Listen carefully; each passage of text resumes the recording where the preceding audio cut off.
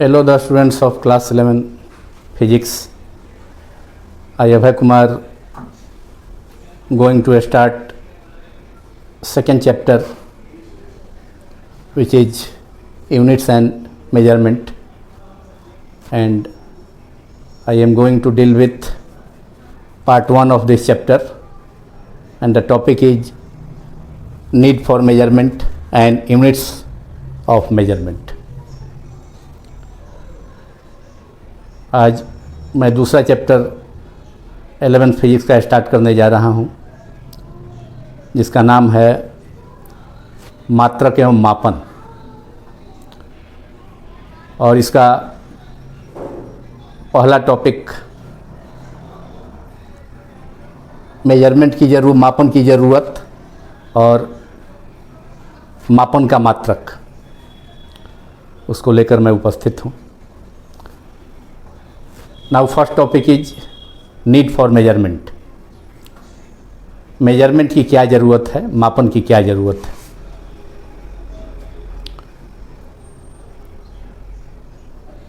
हमारे daily life में भी मापन की ज़रूरत है।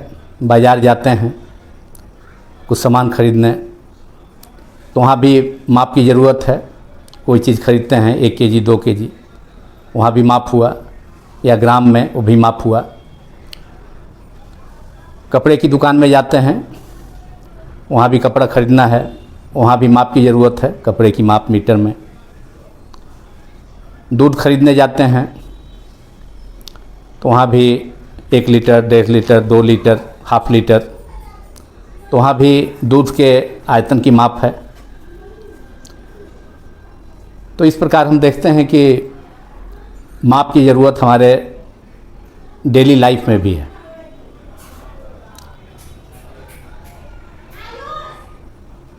तो सबसे पहले हम मेजरमेंट को डिफाइन करेंगे कि मेजरमेंट है क्या चीज़।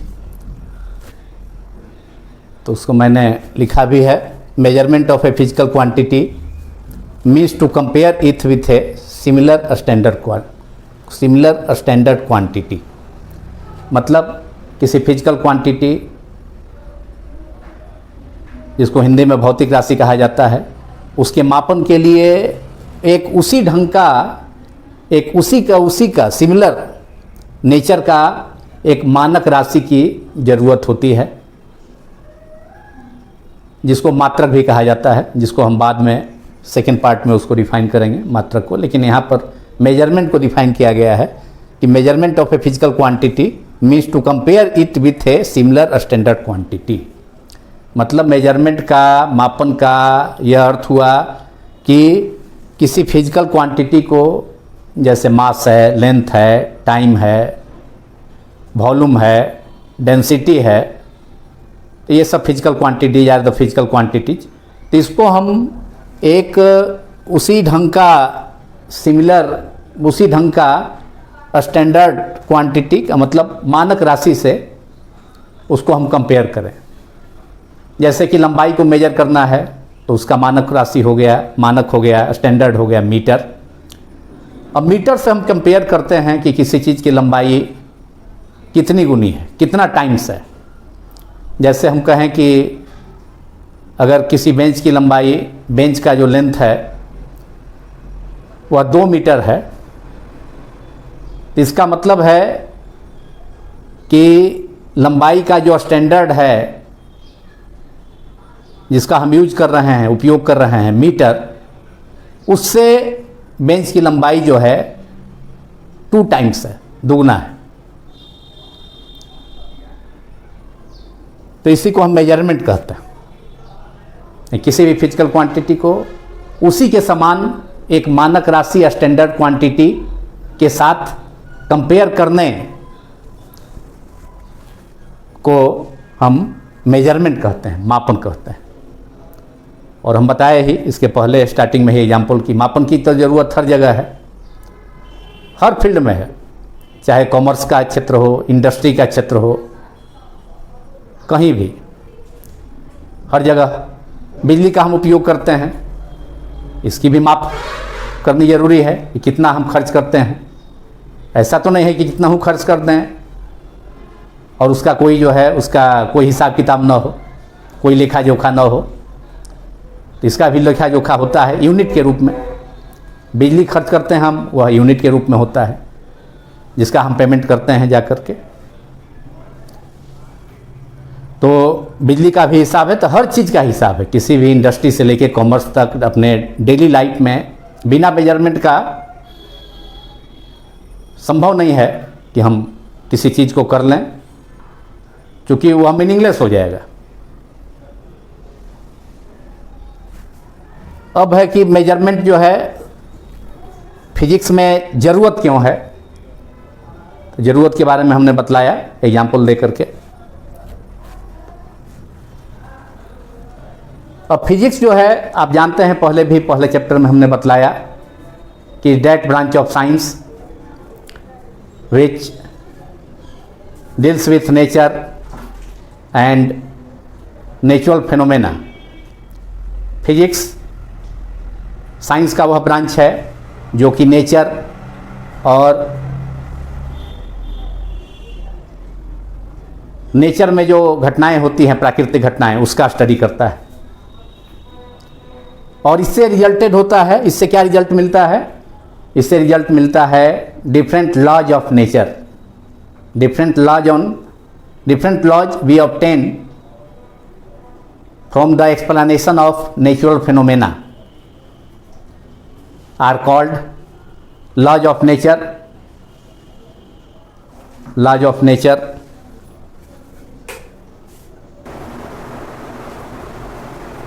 हाँ, तो नेचुरल फिनोमेना और नेचर का स्टडी हम फिजिक्स में करते हैं, और उनके एक्सप्लेनेशन से फिजिक्स में बहुत सारे नियम प्राप्त किए जाते हैं, जिसको हम भौतिकी का नियम या प्रकृति के नियम जिसको लॉज ऑफ नेचर कहा जाता है। और ये जो लॉज ऑफ नेचर है ये एक्सप्रेस्ड होता है in terms of certain physical quantities. ये लॉज ऑफ नेचर जो है वो एक्सप्रेस होता है सर्टेन फिजिकल क्वांटिटीज के द्वारा, और उनके बीच में जो रिलेशनशिप है, उनके बीच में जो रिलेशनशिप से we get the relationship among these resulted to formulation of laws और प्रिंसिपल। तो फिजिकल क्वांटिटीज के रिलेशन जिसका हम लॉज ऑफ नेचर में स्टडी करते हैं, फिजिकल क्वांटिटीज़ के बीच में रिलेशन, और वह रिलेशन जो है फिजिक्स में या साइंस में बहुत सारा लॉज या प्रिंसिपल देता है। वह मैथमेटिकल फॉर्म में भी हो सकता है रिलेशन। तो उसके लिए आपको एक्सपेरिमेंटली वेरिफिकेशन, उसके एक्सपेरिमेंटली उन लॉज के फिजिक्स में जो लॉज फिजिकल क्वांटिटीज के बीच में रिलेशन से ऑब्टेन किए जाते हैं, तो उनका एक्सपेरिमेंटली उनको वेरीफाई करने के लिए, एक्सपेरिमेंटली वेरिफिकेशन के लिए जो भी फिजिकल रिलेशन है फिजिकल क्वांटिटीज के बीच में, उसका मेजरमेंट होना करना ज़रूरी है। तब जा कर के जो आपका रिलेशन है, जो आपका लॉ है, प्रिंसिपल है, उसका वेरिफिकेशन हो पाएगा। तो उसके लिए मेजरमेंट होना करना ज़रूरी है। फिजिकल क्वांटिटी जो इन्वॉल्व है उस लॉ में, प्रिंसिपल में, वो ज़रूरी है। तो इसीलिए मेजरमेंट का नीड है, मेजरमेंट की ज़रूरत है। और ये डिपेंड करता है मेजरमेंट मेजरिंग इंस्ट्रूमेंट्स के एक्यूरेसी पर, कि how accurate are the measuring instruments which are used to measure the physical quantities। तो यह एक्यूरेसी डिपेंड करता है, यह मेजरिंग इंस्ट्रूमेंट जो है, मेजर करने वाला, मापने वाला जो यंत्र है भौतिक राशियों को,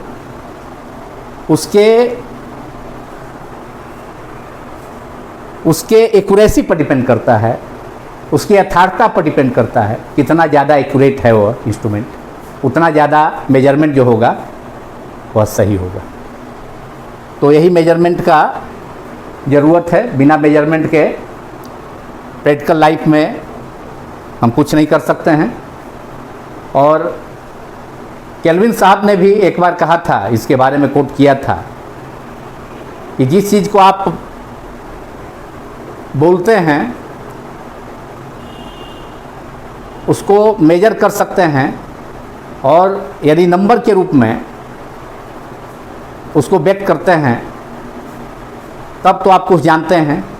लेकिन अगर आप उसको नंबर संख्या के रूप में एक्सप्रेस नहीं करते हैं, न्यूमेरिकल वैल्यूज के टर्म में एक्सप्रेस नहीं करते हैं, तब आपका जो नॉलेज है बहुत कम है और इनसफिशिएंट, अपर्याप्त है मेजरमेंट के बारे में।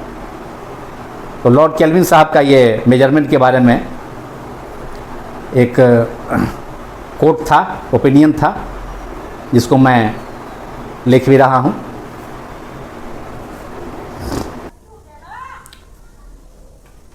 तो मेजरमेंट के बारे में लॉर्ड केल्विन का जो एक बार रिमार्क था, उसको हमने जो बतलाया उसको लिखा भी है, आप लोग भी नोट कर लें उसे।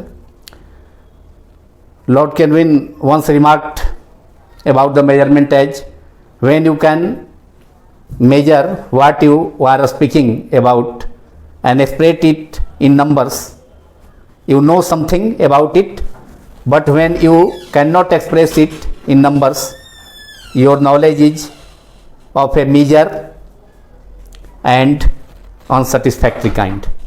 measure माने बहुत कम।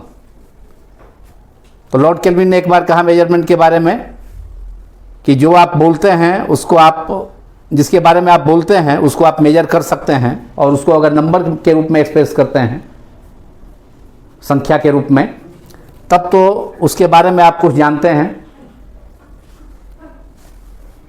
परंतु यदि आप उसको अगर नंबर संख्या के रूप में एक्सप्रेस नहीं करते हैं तो उसके बारे में आपका जो नॉलेज है, ज्ञान है, वह मीजर, बहुत कम और अनसेटिस्फैक्ट्री है प्रकार का है।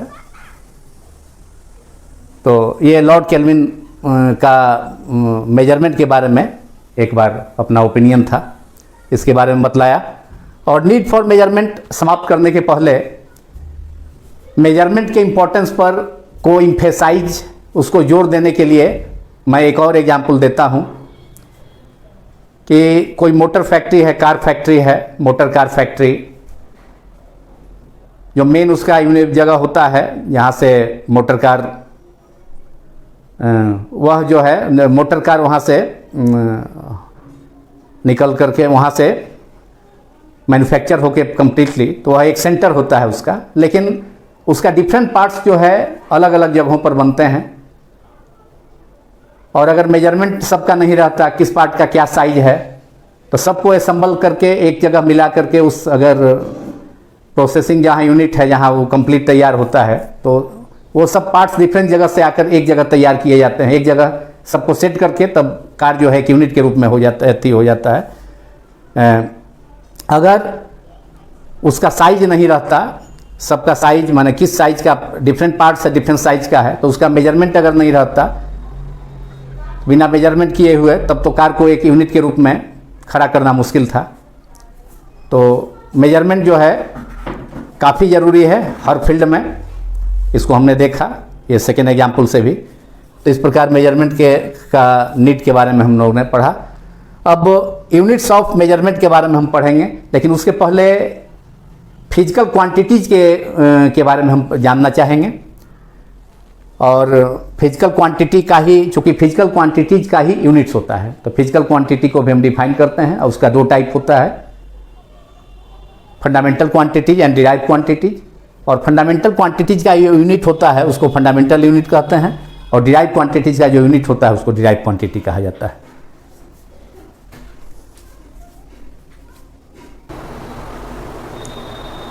नाउ फिजिकल क्वांटिटीज, जिसको हिंदी में भौतिक राशियाँ कहा जाता है, जिसका कि हम मेजरमेंट करते हैं। और यूनिट के पहले बताने का ज़रूरी इसलिए है कि फिजिकल क्वांटिटीज का ही हम मेजरमेंट करते हैं, और मेजरमेंट करते हैं जिस स्टैंडर्ड के हेल्प से, जिस स्टैंडर्ड्स या मानकों के हेल्प से, उसको हम यूनिट कहते हैं या मात्रक कहते हैं। दो standards are called unit by which physical quantities are compared। तो फिजिकल क्वांटिटीज वैसे those quantities which can be measured or in terms of which laws of physics can be expressed. Physical quantities भौतिक राशियाँ, वैसी राशियों को, वैसे quantities को कहा जाता है जिनको हम मेजर कर सकें। अभी हमने बतलाया कि फिजिकल क्वांटिटी का ही मेजरमेंट होता है और जिस स्टैंडर्ड के हेल्प से मेजरमेंट होता है उसी को हम यूनिट कहते हैं। तो वैसी भौतिक राशियाँ जिसका हम मेजरमेंट कर सकें और जिनके टर्म में भौतिकी के नियमों को, लॉज ऑफ फिजिक्स को एक्सप्रेस किया जा सके, व्यक्त किया जा सके, तो उन राशियों को, उन क्वांटिटीज़ को, दो क्वांटिटीज़ को हम फिजिकल क्वांटिटीज़ कहते हैं, भौतिक राशियाँ उसको कहते हैं। और ये दो प्रकार का होता है, इसको दो पार्ट में कैटेगराइज कर सकते हैं। फर्स्ट है फंडामेंटल और बेसिक क्वांटिटीज़। नाम ही है बेसिक, बेस है, मतलब दो क्वांटिटीज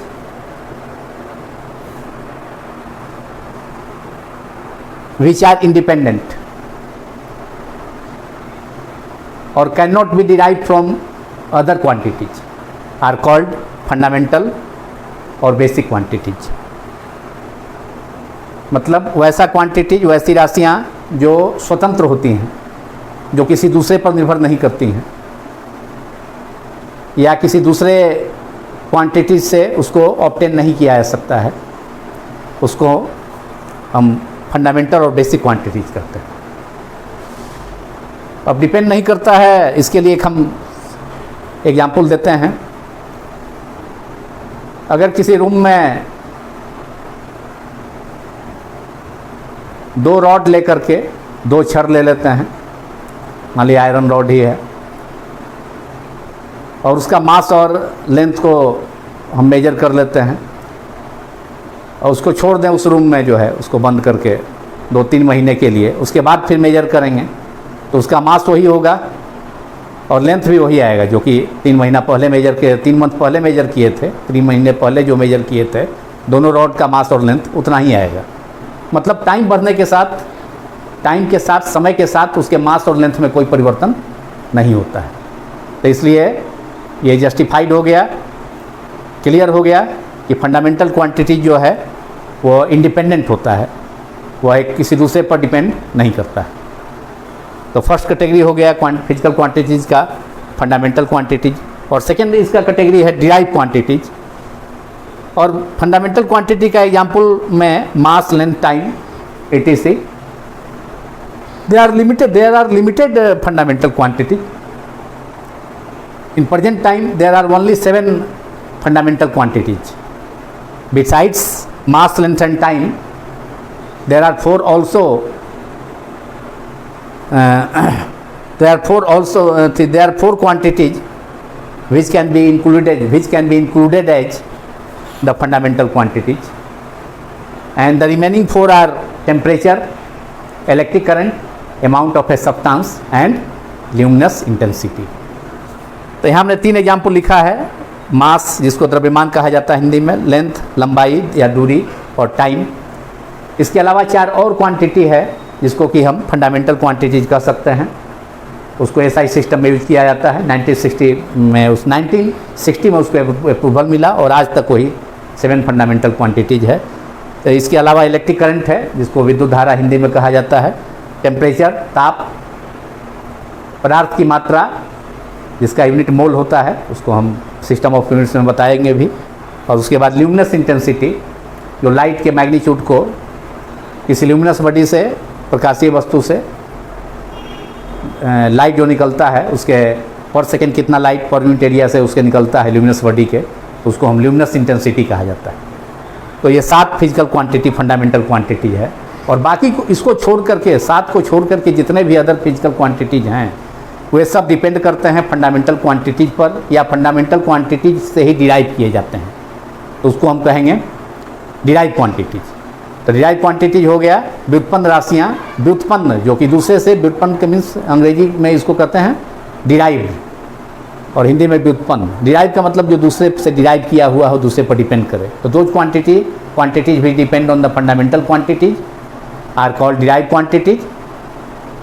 और examples are velocity, acceleration, force, pressure, work, energy, power, charge. There are so many derived quantities except seven physical quantities, seven fundamental quantities, all physical quantities are derived quantities। 7 मूल राशियों को छोड़ करके, fundamental quantity छोड़ करके बाकी सभी जो है डिराइव क्वांटिटी है। अब जैसे कि एक एग्जांपल देखें कि वेलोसिटी कैसे फंडामेंटल थी डिराइव क्वांटिटी है। तो वेलोसिटी होता है distance upon time, length upon time, और लेंथ और टाइम दोनों जो है फंडामेंटल क्वांटिटी है। तो वेलोसिटी दो फंडामेंटल क्वांटिटी लेंथ और टाइम पर डिपेंड करता है, इसलिए we can say that velocity is a derive quantity. हम कह सकते हैं कि वेलोसिटी वेग जो है व्युत्पन्न राशि है, चूँकि यह दूरी और समय का रेशियो है, का अनुपात है, दूरी और समय पर निर्भर करता है। इसी ढंग से एक्सेलरेशन है, तो एक्सेलरेशन होता है वेलोसिटी अपॉन टाइम, और वेलोसिटी होता है length upon time multiplied by time. तो लेंथ अपॉन टाइम का स्क्वायर हो जाएगा L अपॉन टी स्क्वायर। तो यहाँ पर भी जो है लेंथ और टाइम पर जो है टाइम का 2 पावर है, ऊपर जाके -2 पावर हो जाएगा, और लेंथ का पावर 1 है। तो ये हमने बताया कि वेलोसिटी, एक्सेलरेशन, फोर्स, ये सभी फंडामेंटल क्वांटिटी पर डिपेंड करते हैं, तो इसीलिए इसको हम डिराइव क्वांटिटीज कहा जाता है। तो ये हो गया फंडामेंटल क्वांटिटी मेजरमेंट के अंतर्गत, fundamental physical quantity, fundamental basic quantity, derive quantity. अब हम इसके बारे में यूनिट्स ऑफ फिजिकल क्वांटिटीज के बारे में देखेंगे, पढ़ेंगे।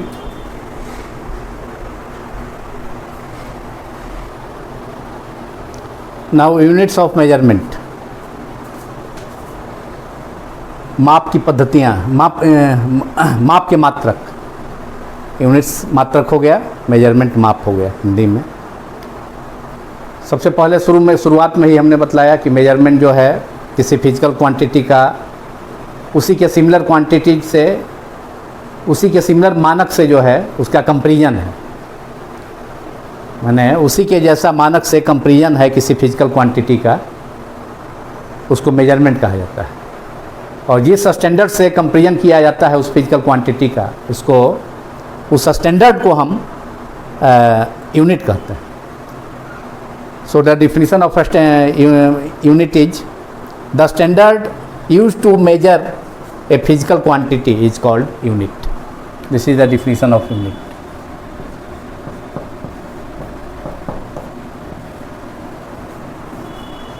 फिजिकल क्वांटिटीज को मेजर करने के लिए या फिजिकल क्वांटिटीज को कंपेयर करने के लिए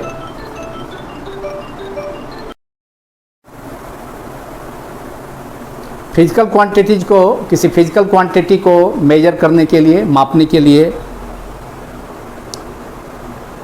जो स्टैंडर्ड, जिस स्टैंडर्ड से उसको हम कंपेयर करते हैं, उसी के जैसा, उसी क्वांटिटी के जैसा स्टैंडर्ड से उसको कंपेयर किया जाता है उस क्वांटिटी को, तो उसको हम, उस स्टैंडर्ड को यूनिट करते हैं। अब किसी क्वांटिटी का फिजिकल क्वांटिटी, मान लिया कि वह x है, उसको मान लेते हैं quantity, suppose that physical quantity which is to be measured is capital X। तो 2 चीज़ें उसके लिए चाहिए, 2 things are required for measurement of a physical quantity say X। First चाहिए, उसमें 2 बातें होनी चाहिए। पहला तो उसका यूनिट चाहिए, स्टैंडर्ड चाहिए, जिसके टर्म में उस क्वांटिटी को एक्सप्रेस किया जा सके, जिस स्टैंडर्ड से उसको एक्सप्रेस किया जा सके। और दूसरा नंबर भी चाहिए, दोनों चीज़ होना चाहिए, नंबर और न्यूमेरिकल वैल्यू भी चाहिए, तब जाके वो फिजिकल क्वांटिटी को का मेजरमेंट हो सकता है। केवल नंबर रहे, यूनिट ना रहे, तो फिर जो है अधूरा होगा, वो इट इज़ नॉट कंप्लीट। जैसे हम 4 मीटर है, किसी चीज़ का लेंथ जो है, मान लिया कोई रॉड है, उसका लेंथ 4 मीटर है, तो यहाँ पर 4 न्यूमेरिकल वैल्यू है, n is 4 and unit is metre. तो ये बतलाता है कि उस रॉड का जो लेंथ है, वह जो यूनिट है 1 मीटर लेंथ का, उसका 4 टाइम्स है। तो यहाँ पर दोनों चीज़ ज़रूरी है। यूनिट फिजिकल क्वांटिटी को एक्सप्रेस करने के लिए, उसमें मेजरमेंट के लिए, उसमें नंबर भी होना चाहिए और यूनिट भी होना चाहिए उसका। तब जो है कंप्लीट आप रिप्रेजेंटेशन हो पाएगा, मेजरमेंट हो पाएगा इस फिजिकल क्वांटिटी का। तो ए फिजिकल क्वांटिटी जिसको हम x माने हैं, that is x, can be expressed as the product of number, numerical value and its unit, that is n into u. किसी भी फिजिकल क्वांटिटी का डिफरेंट सिस्टम ऑफ यूनिट्स में डिफरेंट यूनिट्स हो सकता है। अब आप कह सकते हैं कि डिफरेंट यूनिट क्यों नहीं होगा, एक यूनिट से काम क्यों नहीं चल जाएगा। तो कोई यूनिट बड़ा होता है, कोई छोटा होता है। अब एक ही यूनिट से, एक ही चीज़ से सबका लार्ज लेंथ को भी और स्मॉलर लेंथ को भी आप मेजर नहीं कर सकते हैं।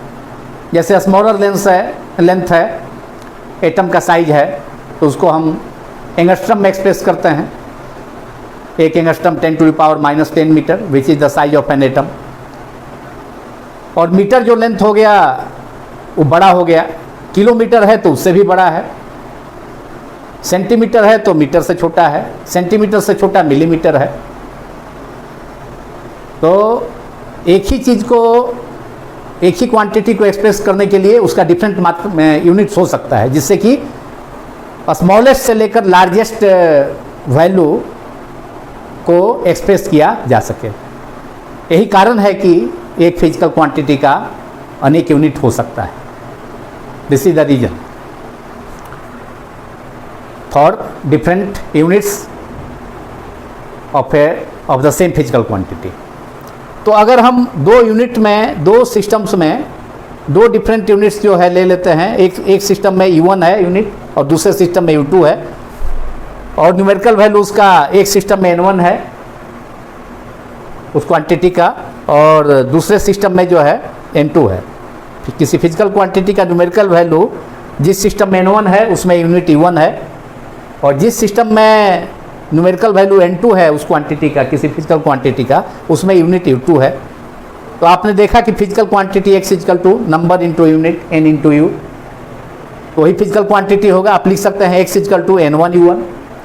अब फिर उसी क्वांटिटी को आप मेजर कर रहे हैं लेकिन दूसरे सिस्टम में, तो आप लिख सकते हैं अगेन फिर x equal to N2 into U2, that is N1 U1 आप लिख सकते हैं, दैट इज, और N1 दोनों एक ही क्वांटिटी को एक्सप्रेस किया जाता है। एक सिस्टम में न्यूमेरिकल वैल्यू N1 है, उसका यूनिट उस फिजिकल क्वांटिटी का U1 है, और दूसरे यूनिट में, सिस्टम ऑफ यूनिट्स में न्यूमेरिकल वैल्यू N2 है उसी क्वांटिटी का, और यूनिट जो है U2 है।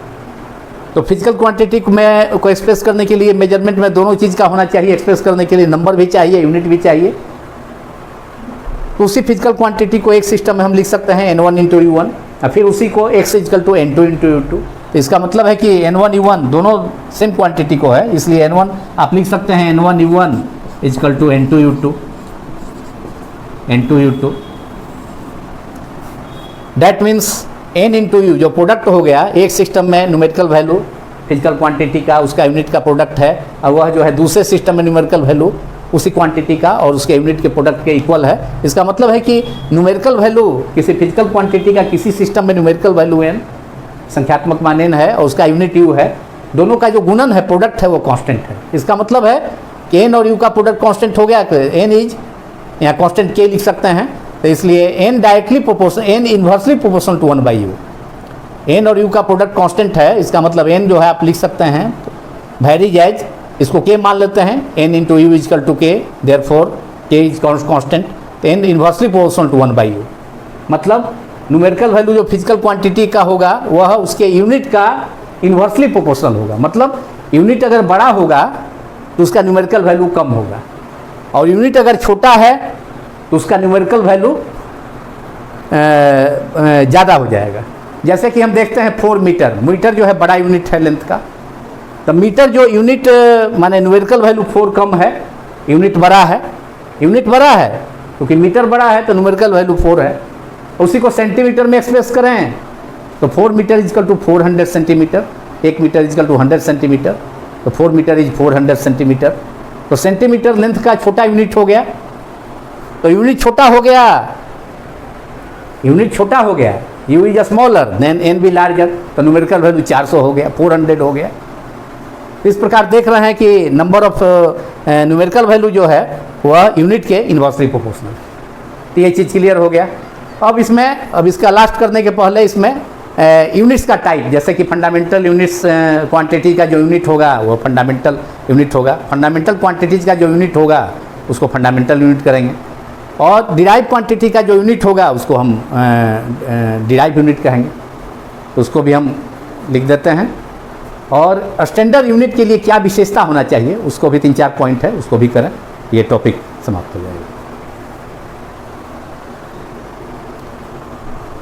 Now types of units are maybe mainly classified as fundamental और basic units को 2 टाइप में हम डिवाइड कर सकते हैं मुख्यतः, जो है मेनली फंडामेंटल और बेसिक यूनिट्स, जिसको कि मूल मात्रक हिंदी में या आधारी मात्रक कहा जाता है, क्योंकि ये बेस है, आधार है अदर यूनिट के लिए, अदर डिराइव यूनिट के लिए बेस है, उसके हेल्प से फंडामेंटल यूनिट्स के हेल्प से अदर क्वांटिटीज़ के यूनिट को हम ऑब्टेन कर सकते हैं, प्राप्त कर सकते हैं, इसलिए फंडामेंटल यूनिट को बेसिक यूनिट भी कहा जाता है।